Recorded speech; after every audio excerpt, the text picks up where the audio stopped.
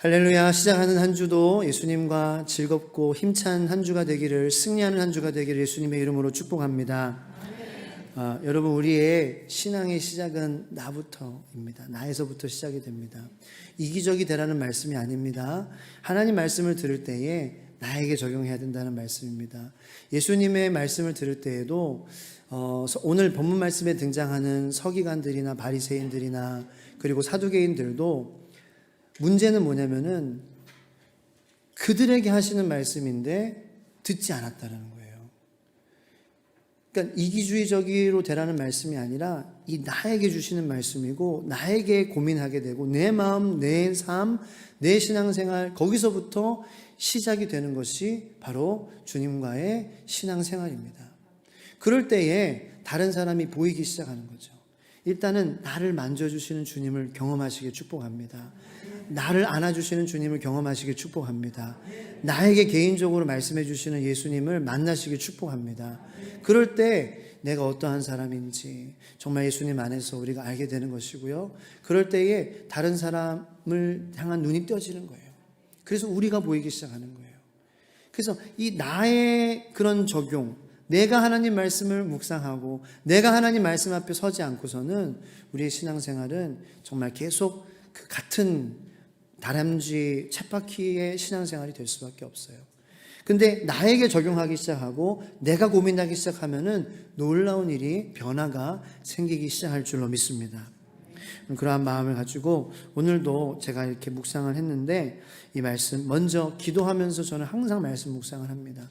주님, 내가 내 뜻대로 해석하지 않게 하시고 하나님께서 알려주시옵소서. 그래서 잠깐 기도하는데 동참해 주시겠어요? 주님, 조용히 하나님 앞으로 이 시간 나아갑니다. 이 말씀을 통하여서 주님 마음 더 알게 하여 주시옵소서. 주님, 제가 죄인임을 고백합니다. 말씀을 보며 묻혀져서 나를 힘들게 만들었던, 하나님으로부터 멀어지게 만들었던, 감추어졌던 죄들까지도 드러나게 하시고 마음의 변화, 삶의 변화로 이어지는 진정한 회개가 있게 하여 주시옵소서. 겸손하게 듣겠습니다. 이해하고 깨달을 수 있기를 간구합니다. 순종하는 마음으로 나아가기 원합니다. 도와주세요. 예수님의 이름으로 기도합니다. 아멘. 여러분, 오늘 본문 말씀은 일단 35절부터 37절까지 우리가 같이 한번 읽어보겠습니다. 시작. 예수께서 성전에서 가르치실새 대답하여 이르시되 어찌하여 서기관들이 그리스도를 다윗의 자손이라 하느냐. 다윗이 성령에 감동되어 친히 말하되 주께서 내 주께 이르시되 내가 내 원수를 내 발 아래에 둘 때까지 내 우편에 앉았으라 하셨도다 하였느니라. 다윗이 그리스도를 주라 하였은즉 어찌 그의 자손이 되겠느냐 하시니 많은 사람들이 즐겁게 듣더라. 아멘. 예. 지금 예수님께서는 서기관들이 예수님 자신을 다윗의 자손이라고 말한 것에 대해서 반론하시는 거예요. 그런데 여러분, 다윗의 자손이라는 거 틀렸어요? 맞았어요? 맞아요. 다윗의 자손으로 예수님은 그 계통으로 오셨어요. 이 세상에서 태어나시기 위해서는 어쩔 수 없는 그런 거겠죠. 근데 하나님께서 하나님이시기 때문에 그냥 뚝 떨어져야 되겠다라고 하시면 또 그렇게 하실 수도 있는 분이에요. 그런데 그 다윗의 자손으로 이렇게 사람을 통하여서 계속 오신 것에 대해서는 그 우리를 향한 그러한 마음, 우리와 상관이 있고 싶어 하시는 그러한 마음이 담겨져 있어요. 자, 다윗의 자손, 그것이 메시아가 될 거다라는 거, 그거 맞는 말입니다. 그런데 문제는 이 서기관들의 마음의 태도였다라는 거예요. 뭐냐면은 나는 메시아가 다윗의 자손이라는 거 안다. 나는 그 아는 사람이야. 나는 율법을 많이 알거든. 나는 매일 성경을 엄청 많이 읽어. 그래서 예수님이 메시아가 어떠한 자손으로 올지 나는 아는 그러한 사람이야. 그러므로 나는 너와 달라. 나는 너와 좀 다르다고. 차원이 달라. 다 같은 그러한 죄인이 다 같은 죄인이 아니야. 나는 아니야. 너는 그럴지 몰라도. 이러한 마음의 태도 때문에 예수님께서는 지금 반론하시는 거예요. 다윗의 자손이라는 것이 틀리다는 것이 아니에요. 그러면서 다윗을 예로 드시죠. 다윗은 이렇게 고백했어요. 이 예수님은, 당차 오실 메시아는 나의 그러한 자손보다도 나 다윗의 주인이 먼저 되십니다라는 거예요. 다윗의 주인이십니다. 나의 주인이십니다. 나의 자손으로 오시지만 그것보다 먼저 메시아는 바로 나의 주인이십니다라고 고백했다라는 것입니다. 다윗이 이것을 성경을 많이 읽어서 깨달았느냐라는 거죠. 그 오늘 말씀 제목이 한번 따라해 보시기 바랍니다. How much? 가 아니라는 거예요. 중요한 것은 how. 따라해 보세요. How am I? How are you? How are you? 네, 지금 어떠세요? 하나님의 관심사는 How are you? 예요. 네. 너 이번 주에 How much Bible did you read? 이게 아니에요. 너 얼마나 성경 읽었어? 너 얼마나 성경의 지식으로 네가 그렇게 채웠어? 네가 종교적인 그러한 모습을 얼마나 갖췄어? 얼마나 종교인답게 살았어? 얼마나 기독교인답게 살았어? 이거 하나님 관심사가 아니에요. How are you? 그게 하나님의 관심이에요. 하나님의 마음이에요. 지금 여러분들 마음 어떠세요? 너 마음 어떠니? 상길아, 지금 너 마음이 어때? 설교를 잘하고 못하고 중요한 게 아니야. 이 자리에 서 있는 지금 네 마음이 어때? 이게 하나님의 관심이라는 거예요. 다윗은 목동이었잖아요. 냄새나는 양들과 염소와 섞어 살았잖아요. 근데 다윗은 메시아가 다윗의 자손보다도 다윗의 주인입니다. 나의 주인이십니다라고 어떻게 알 수 있었을까요?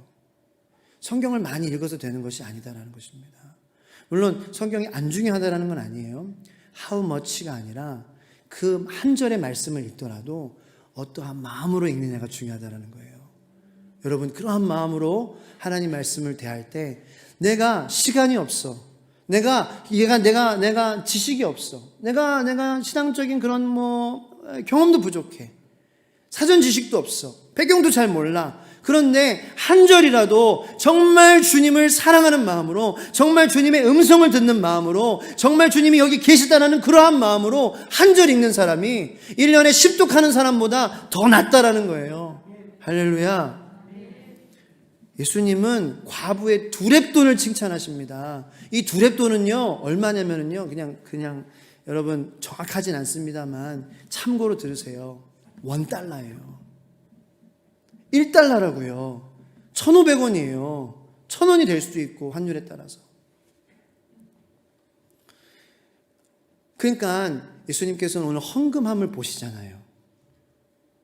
여러분, 예수님도 헌금함을 보십니다. 네. 헌금함에 우리가 헌금을 내는 것을 보세요. 근데 뭘 보시느냐? 그 안에 액수를 보시는 것이 아니에요. 그 마음을 보시는 거예요. 이 과부는 전 재산이었어요. 두렙돈 1,000원이, 1,500원이. 부자도 고민했겠죠. 내가 이걸 드릴 때 사람들이 나 어떻게 볼까? 어떻게 하면 조금 더 사람들이 주목했을 때, 많이 볼 때 드릴 수 있을까? 부자도 고민했을 거예요. 과부도 고민했겠죠. 여러분, 과부는 어떤 고민을 했을까요? 차원이 다른 고민을 했을 거예요. 그죠? 남편도 없고 이제 자식들이 있는데 이거 다 드리면은 당장 먹을 게 없는데. 그런데 이상하게 이 과부에게는 하나님이 성령이 다윗에게 성령으로 감동을 주셔서 다윗의 자손이 아닌 다윗의 주인으로 고백하게 하셨던 것처럼 성령님께서 이상하게 마음에 감동을 주시는 거죠. 전부를 다 드릴 수 있느냐. 아마 과부는 그러한 성령의 감동을 느꼈을 거예요. 그리고 거기에 그 과부는 반응했습니다. 최선을 다해 반응했습니다. 거의 100%에 가깝게 반응했습니다. 예수님은 그것을 칭찬하시는 거예요. 그래서 저는 여러분들 이 말씀이 제가 묵상하면서 지금 이렇게 여러분 묵상이 그게 중요하다는 거예요. 묵상을 해야 이렇게 메시지가 나에게 다가오는데 부담이 되지 않게 하여 주시옵소서 기도가 나오더라고요. 전부를 드렸다.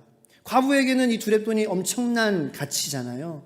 그래서 여러분들이 나 전부 드리지 않는 것에 대해서 마음이 좀 이렇게 찔리시지 않을까.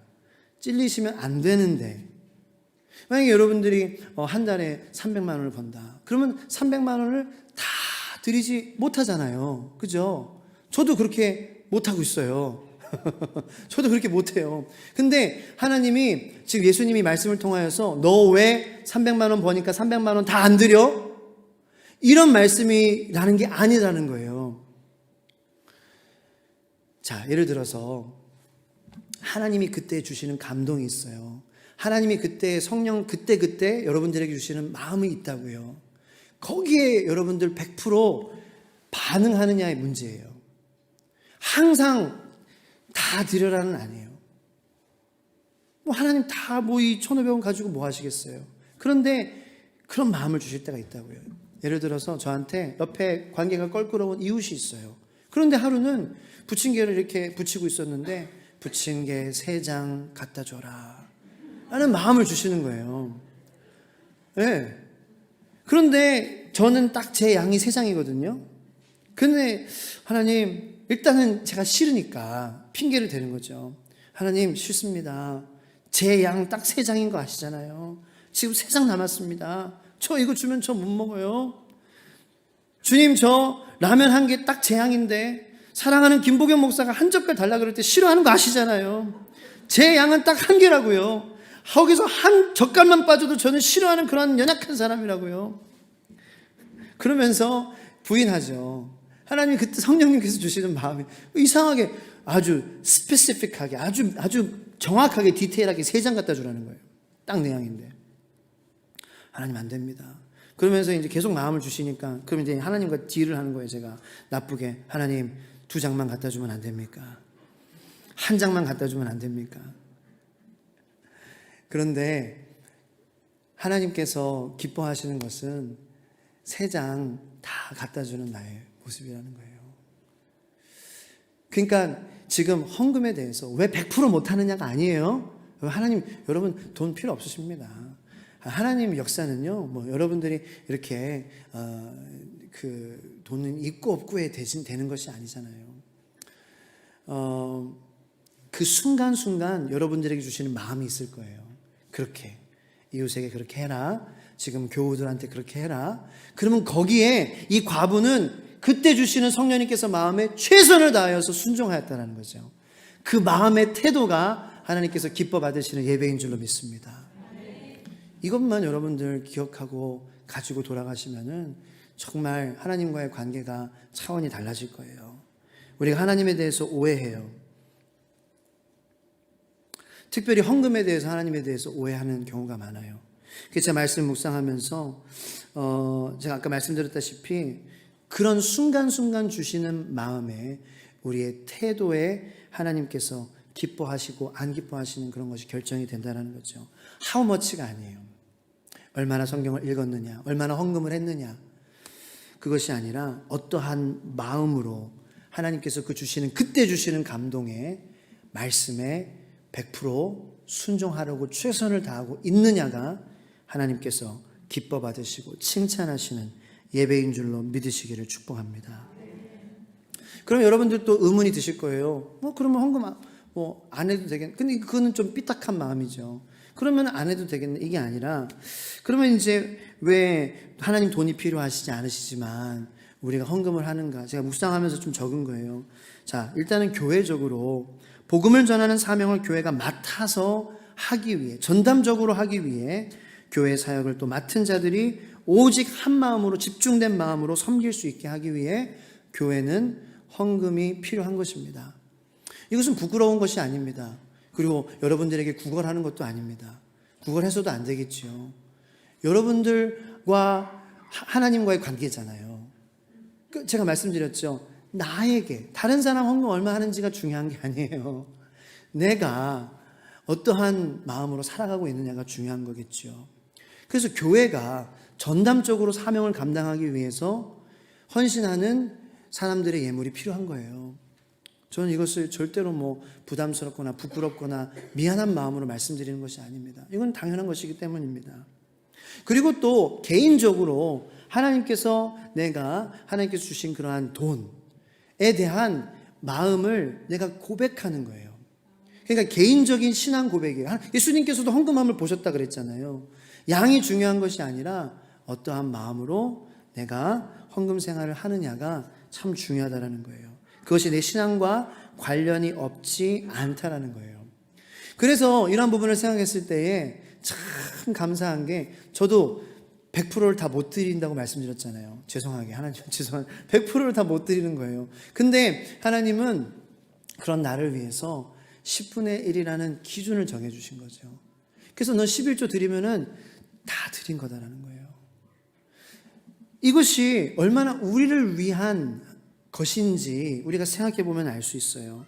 근데 아직도 어떤 분들은 11조에 대해서 혼란스러운 마음을 가지고 계신 분들도 계실 거예요. 그런데 하나님의 마음은 저는 이런 거라고 생각해요. 자, 예를 들어서 하나님 아버지 같이 좋은 분이, 이 세상에 좋은 그런 아버지 같은 분이 정말 이 세상의 최고의 곳에서 여러분들이 평생 누리기를 원하는 거예요. 진짜 어떤 크루즈, 어떤 리조트보다도 정말 멋지고 너무나도 모든 사람들이 거기 살기 원해. 그러한 곳을 살기를 원하는 거예요. 그런데 거기가 공짜겠어요? 전부를 다 드려야 갈 수 있는 곳이에요.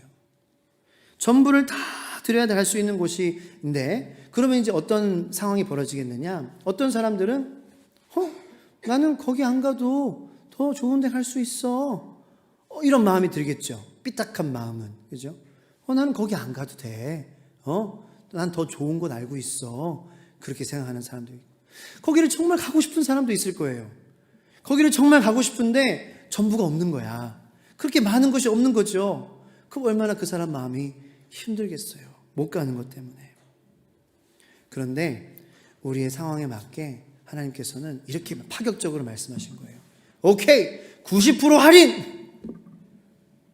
10%만 내면 돼. 제가 나이키, 아디다스 뭐 이런 거 창고 대방출 여러분 보신 적 있죠? 살 마음이 없어요. 그런데 90% 세일한다고 하니까 가고 싶은 마음이 생기는 거예요. 네. 하나님께서 우리에게 11조를 말씀하신 거는 부담이 아니에요. 이거 정말 하나님 몰라서 하는 그러한 소리. 하나님은 모든 사람이 하나님을 왕으로 모시고 살아가서 영원한 하나님의 나라에 안식하며 살아가기를 원하시는 포용 많으신 하나님이신 줄로 믿습니다. 그래서 거기에 관심 없던 사람들도 그래, 내가 너의 삶에 100% 다 달라는 거 아니잖아. 그렇잖아요. 여러분, 일주일에 전부를 다 하나님께 드리세요? 저도 그렇게 못하는데요. 그런데 11조만 한번 해보라는 거예요. 하루에 2.4시간만이라도 네가 한번 묵상해봐. 말씀을 네가 한번 놓고 하루를 시작해보라고. 네가 기도를 먼저 한번 해봐. 그러면은 성령님께서 그런 부족한 나, 100%를 드릴 수 없는 그러한 연약한 나를 인도해 주신다는 거예요. 이게 10분의 1의 기적입니다. 여러분, 하나님을 오해하지 마세요. 하나님을 오해했어요, 서기관들은. 하나님에 대해서 성경을 많이 읽는다고 잘하는 게 아니에요. 어떻게 해야 돼요? 하나님, 기도하는 거죠. 하나님 오해하지 않게 해주세요. 하나님, 정말 내가 잘 모르지만 한 절 말씀을 읽어도 이 하나님 정말 있는 그대로 내가 알기 원합니다. 성령님 도와주세요. 그렇게 기도해야 되는 거겠죠. 그래서 모든 영혼들이 다 천국에 관심을 가지기 원하시는 거예요. 그래서 우리에게 이러한 11조를 주신 거예요. 꼭 헌금만 말하는 거 아니에요. 우리 일주일에 11조, 하루에 11조를 드리는 거죠. 말씀으로 시작하는 거예요. 하루를 다 드릴 수 없는 연약한 우리들이기 때문에. 그런 하나님의 마음을 내가 안다면 과부의 마음으로 살아갈 수 있지 않을까요?